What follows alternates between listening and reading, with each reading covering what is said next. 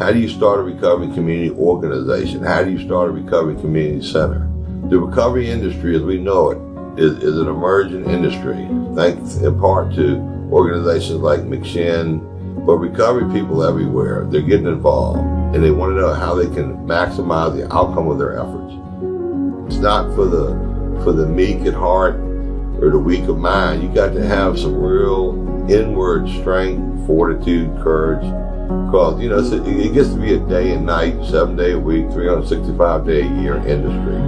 There's nothing simple about it. How to create awesome, authentic recovery community-oriented systems of care with whatever it is you're working with. We have, I think, one of the finest authentic recovery community organizations in North America. We have a 15,000 square foot recovery center, over 100 recovery beds. We're currently full-time in 3 jails. We've showed other local recovery communities how to percolate, emerge, and become good, awesome organizations. So, a lot to learn here, a lot of reason to be part of this. So, more later. Thank you very much.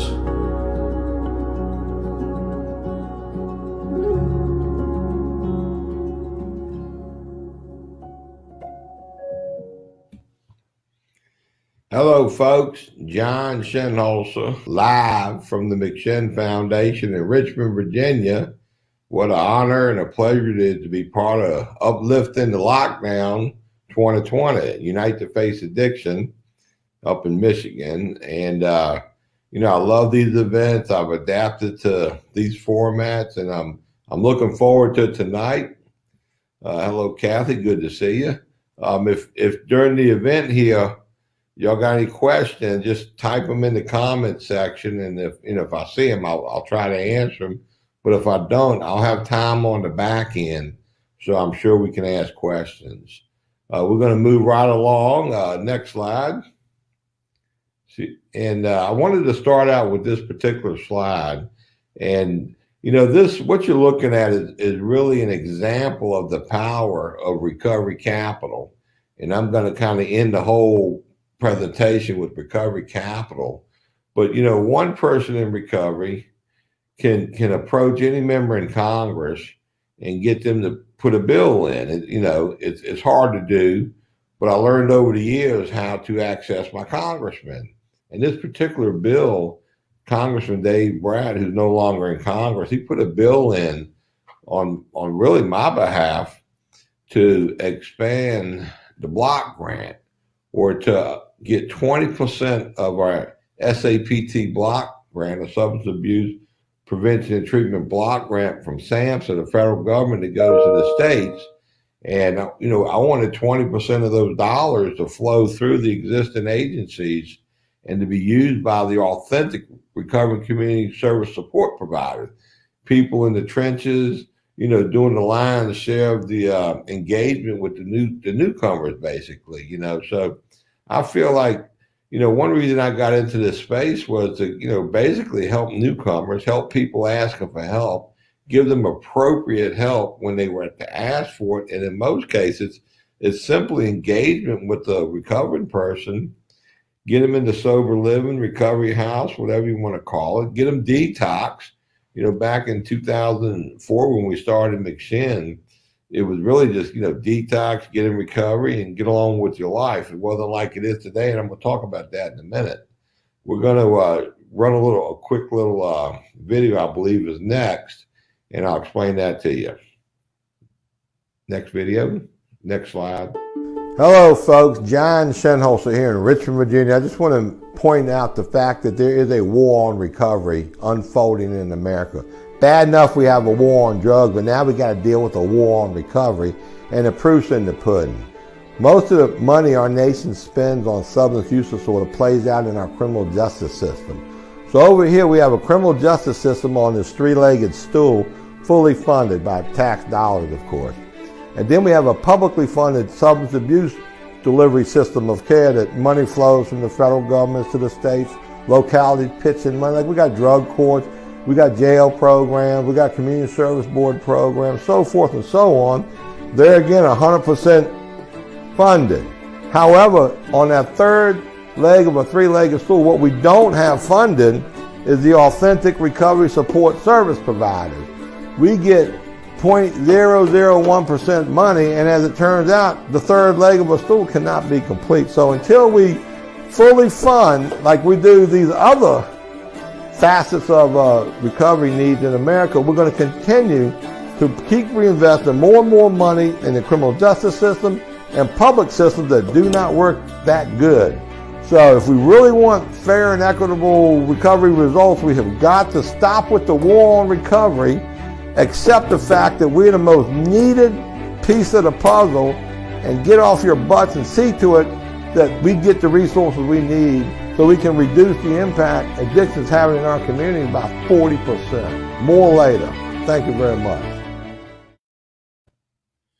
Well, I want y'all to know what y'all are dealing with. You know, this is one of the few photographs I actually have of me while I was in the Marine Corps. I'm a Marine. I got clean, and I use the word clean because this was before we had the terminology of a person with substance use disorder and what that means for me. I've been, you know, off drugs and alcohol for so many years, but truth is, I went to treatment center in the Marine Corps.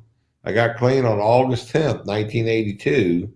And, you know, that's 38 years ago, a little bit over 38 years. It was a 42-day rehab. And, you know, back then in 1982, you know, we didn't have all that language challenges we have today. It was really simple stuff, man. You know, you were an alcoholic, you stopped drinking. You were an addict, you stopped using drugs. And they didn't really like, you know, even a lot of the alcoholics didn't like to use the word clean, and a lot of the addicts that were clean didn't like the word alcoholic. So that was the center of our controversy back in those days.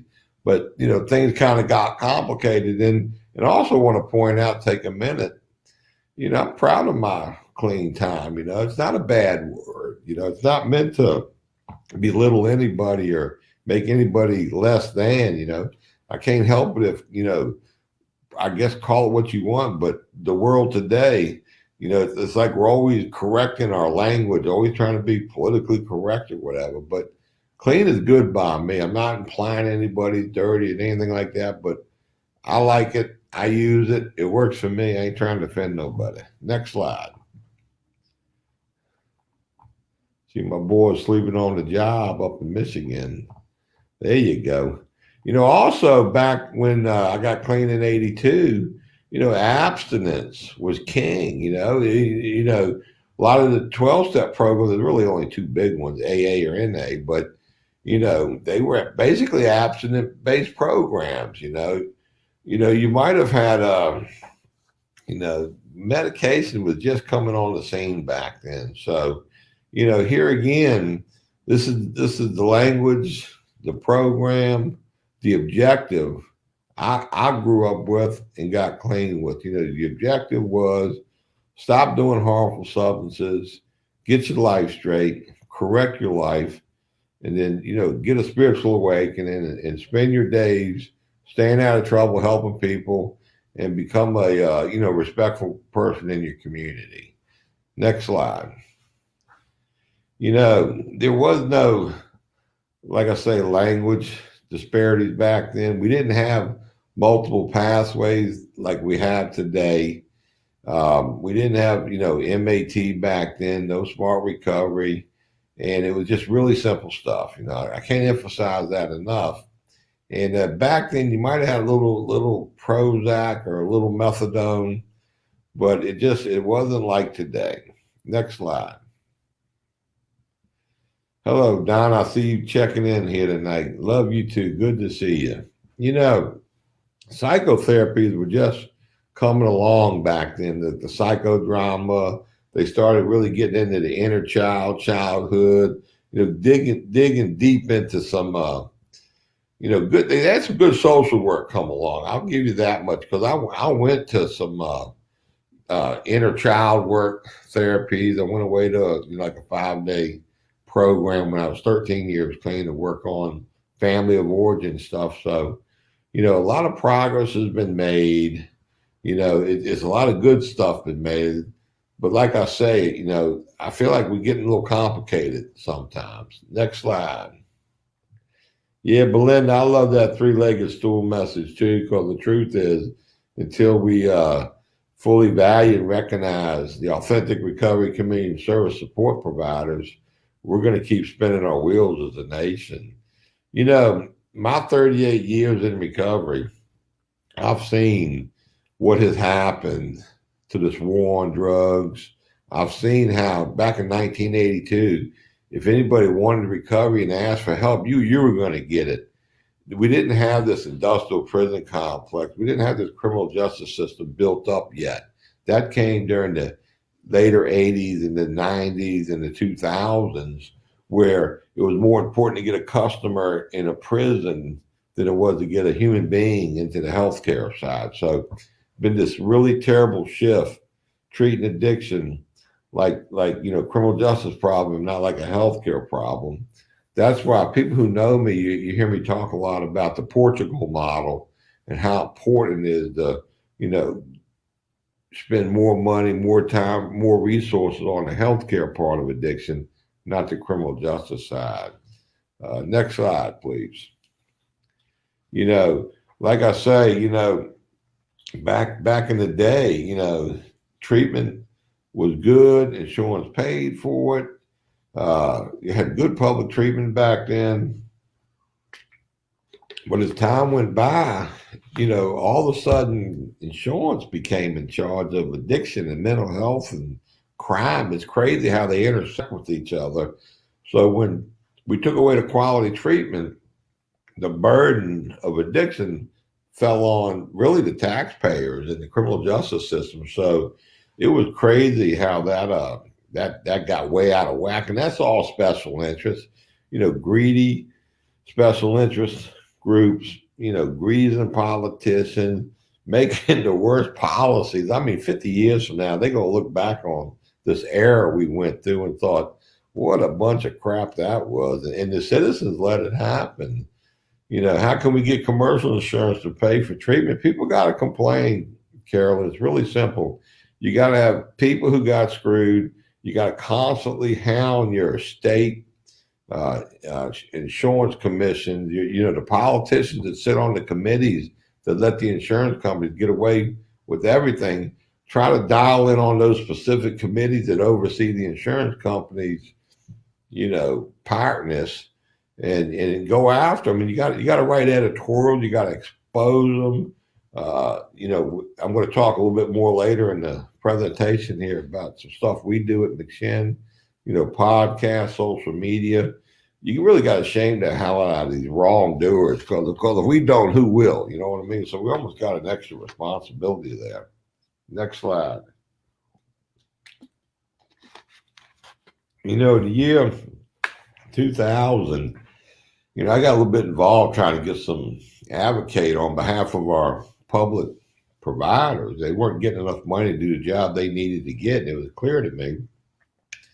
My wife had gotten involved. Carol McDay, the co-founder of McShin, she got involved with helping start Facing the Voices of Recovery. She was actually at that, I think, the original meeting. I want to say it was in Minnesota in the year 2000. But that's when a lot of people in recovery, and it's important to understand this, back then, I guess I was clean 18 years in the year 2000, if I got 38 now, and I was an old timer, respected old timer in recovery, coming out of the shadows, raising hell about our systems, our policies. I always wore my recovery stripes on my sleeve. Everybody that knew me for the last 38 years, they know I'm all about recovery. I don't use, I'm abstinent, and I help people. They already knew that. But in the year 2000, I really started coming out and getting louder and prouder, as you might say.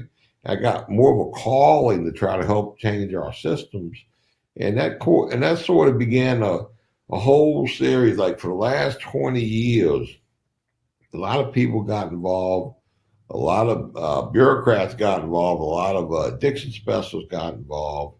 But with this came this need to start changing language and with the advocacy.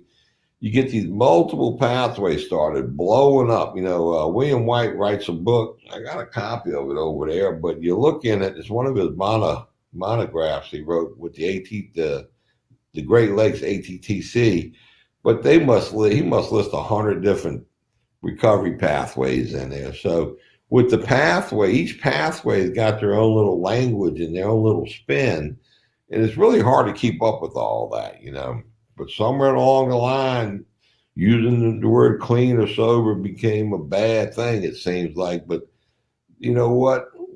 As far as I'm concerned, it was us clean people that really busted our butts to help pave the road for our current advocacy system, our current multiple pathways. So don't burn us up if we didn't change our language to suit your needs. That doesn't mean we're bad people. But the recovery movement is just, as it stands today, is terribly splintered. So much fighting taking place out there amongst, we even got recovery special interest groups. It's almost as disgusting the way it's turned out. Donna, you ask a great question. How long do you think it will take to get this out of the criminal justice system and into the mental health system so people are helped, not charged? Donna, that's going to depend on us and what we do and how we act moving forward. God knows we got plenty of numbers out there. We must be 100 million people in America that really want to change me and you speak of, and people like us speak of. They just don't know how to stay engaged, stay involved. We got to quit running people off. You got to let me give my opinion, but that doesn't mean I'm going to go anywhere. I don't like you or don't want to be part of the big picture. We almost have to be the grown-ups in here. If you're in recovery, whatever pathway, whatever language, whatever your little niche is, you got to be a grown-up, stay in the herd, stay in the mix, stay aligned, stay united. And when I started this program out, putting a bill in Congress that would have gotten us a lot of money, but a lot of people in America didn't think it was important, and that kind of hurt my feelings a little bit. A lot of advocates all over the nation, they didn't think we should have gotten 20% of the block grant money. For whatever reason, they didn't think we could handle it. It's almost insanity that didn't get greater legs than it got. Yeah, Donna, Kathy, that was a good question. But I do think with all the social support groups, all the social media groups out there, one good thing about all these groups popping up, if we can ever get them lined up, then we can get somewhere, So we got some work to do getting everybody on the same page. Next slide. For those that follow me, and anybody can do this, okay? All you need is a phone. I guess you get a little Facebook page. Have your own social media, talk to people. We created get in the herd. We've had during the COVID period, especially, what else can you do? You get in the herd, you go to social media. We do podcasts, we do live streams. Matter of fact, we use the same duck head that you guys are using here, the StreamYard. And it's a great platform. Get your message out there. Some of these streams we do, some might only get a few hundred views, some might get 5,000. I've done little Facebook videos that I've got some that got 5, 10, 15, 20,000. Donna, we do our little messaging and we get it going out there. And, because there's a lot of, I hate to use the phrase fake news, but a lot of bad media, bad news out there. We need to be the media we want people to see and hear. We need to come up with the message and use that message, because I think the media, they have not done their job over the last 30, 40 years. They have helped create the problems we have around drug policies, around healthcare, around addiction, around mental health. So we got to be the change and get in the herd, create your own series. Here's a couple. I got one tomorrow. I think tomorrow, 2 p.m. Eastern Standard Time, we're going to have a crazy conversation, about rogue treatment centers and bad players and actors. But you can see I had Dan Snyder, the pharmacist, and Miss America on one night. That was a pretty cool conversation. Come to speak of it, they were just here this weekend in Richmond for our National Recovery Month event. But the point is this: we need to be the message we want people to hear. We're doing it in Virginia. You need to do it in Michigan, whatever state, municipality you're in. You be the message, but make sure it's a decent message too. So you know that's how you get change. One good thing about America, we still have freedom of speech, freedom of press, freedom to assemble, as long as your state lets you assemble. But COVID won't be around forever. Next slide.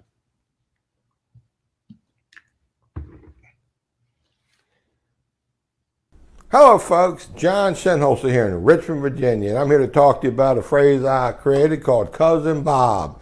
And what a Cousin Bob is a person or an organization that comes into the recovery space, and what they've done, they've identified the value of recovery capital, and they basically shoplifted for their own organizational gains, their own personal gains, and they left the whole recovery movement kind of hanging. And that's just not a good way to operate. We can't create a circle of wagons and shoot inward. We got to remember we're all here to reduce stigma, create capacity, fight our culture. America, we need all the organization, all the capacity we can get. Sober living, recovery community centers, addiction specialists. But remember, we're all in this together, so we got to keep standing together and quit throwing each other under the bus. That's got to stop. So moving forward, collaboration and unity. Stop hurting each other. More later. Thank you. What I like about that video is I opened up with the bill we got in Congress. That's pure recovery capital. And I see Mike Tobias, brings up HB 4057. I wrote that down. I'm going to actually look into that. That's a great idea. I want to stick with this just for a minute. That block grant, it's time for an increase, okay? The increase needs to go to recovery, authentic recovery support service providers, non-government organizations. There's a ton of us all across America. Our data, our evidence, this is scientific data, you can't dispute it. 50% reduction in recidivism, because we do a lot of criminal justice work. 50% reduction in emergency room visits, 70% increase in employment and home happiness, 30% reduction in foster care. That alone, 10 times more the amount of money than what they could possibly, send down to the localities. That 4057, I'm gonna look into that. That looks very interesting too. So it's important that we do these things and we support each other. Now, the Cousin Bob thing, a lot of us come into this space, we figure out a way, we want to be hope dealers, okay? Who don't want to be a hope dealer? Who don't want to be big shot on campus, have their own organization and be the boss? One thing about recovering people, we think we know better, okay? I'm very blessed. I don't own McShin. I'm the founder. I put my money in it. Me and Carol, my wife, we started it. But we've always answered to a board of directors, a group conscience. I could be fired anytime, and have to go back in the paint business or whatever. Point is, it's a group conscience. We operate sort of spiritually, I'm proud to say. But there's a lot of these organizations and agencies, they pop up. It doesn't make them bad, but a lot of people have a tendency to get in it for the money, for themselves. Nothing wrong with wanting to get in things for the money and make some money. But when you come into a space where people give you a ton of recovery capital, I would hope you would support us moving forward and help us get policies and funding streams and just not sort of like run off with what you got and sort of leave it at that. We gotta stay connected. We gotta stand together here. This has been a great evening, some great topics. Uh, we got to look after each other. We get a lot of dummies out there running around, make us all look stupid. We got to watch that. We got to be the grown ups. We got to be good stewards of not only our recovery, but in the process of improving our systems, we need to be good stewards of those systems. Good example is I had a great addiction doctor come through McShin one time. We don't do any clinical services, by the way. We're total non-clinical. But that doesn't mean we can't have an addiction doctor on standby if somebody needs detox, like a 5-day taper. We could send them next door to the doctor's office, and he could taper them down, and we do the recovery supports, the sober living. They do the ambulatory detox. And this guy was in recovery and wonderful guy, does a great job. We have great data. Our data is better than Suboxone data and Vivitrol data. Our guys are staying clean 3 to 1 more longer than these other gold standards. Well, this guy, he saw a way. He was thinking, hell, I can't make no money doing this. I can only make X amount of money a year. I need to make some money. So now the guy runs a Suboxone clinic, got like 1,000 patients. He's killing it. Yeah, he's making a ton of money. But just throwing everybody that you can get on Suboxone ain't the answer. I'm not opposed to MAT or MAR, but I think it's wrong to put everybody on an addictive drug and not try to put their recovery first. And I'm a big creator of multiple pathways. I've got 30 peers in our company right now. We're all great peer leaders. Some of the folks here, they're on MAT. They're doing great. They're getting all the services they need.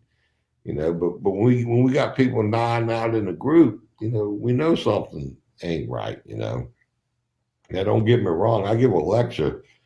I lecture addicts. I say, if anybody here is going to go relapse and risk dying, shooting up fentanyl, well, I encourage you to run to a Suboxone doctor. Go on in there and get a factory-made pack that is safe under a doctor's care, and just pay attention and listen up.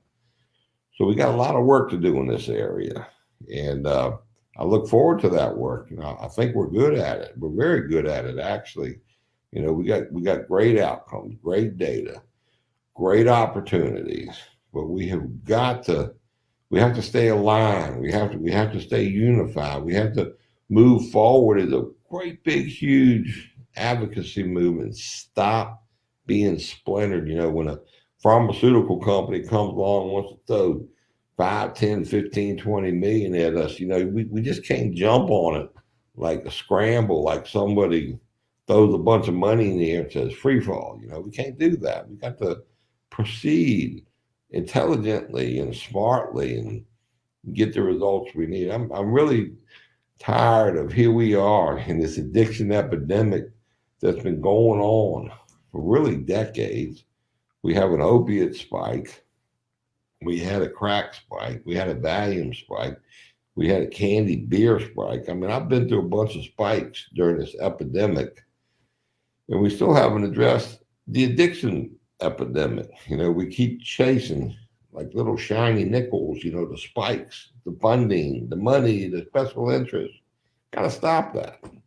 So that's about all I really got for tonight. If anybody's got any thoughts, comments, or questions, I don't know if we can open it up or not, or if it's strictly a comment section there. I really didn't have that conversation with, I think it was Chris here, or whoever's running the show here. Is that open for suggestions, or tune anybody in, or is it like, delete, that's all, folks? A meth spike. Yeah, they got meth spike everywhere. That's why they changed the SOR requirements. You had to use that state opioid response money on just opiates, but now they included meth in there, and some creative states are using it for other needs that they've underfunded in. So that's smart. We like that. Strictly comments, John. So that would mean in the comments section, that's how we do comments. Well, Kathy, that's no fun. No, I'm just kidding. It's actually pretty fun. Well, I'm assuming if there's no more comments coming, we can probably call this a wrap. That sound right? Little hit.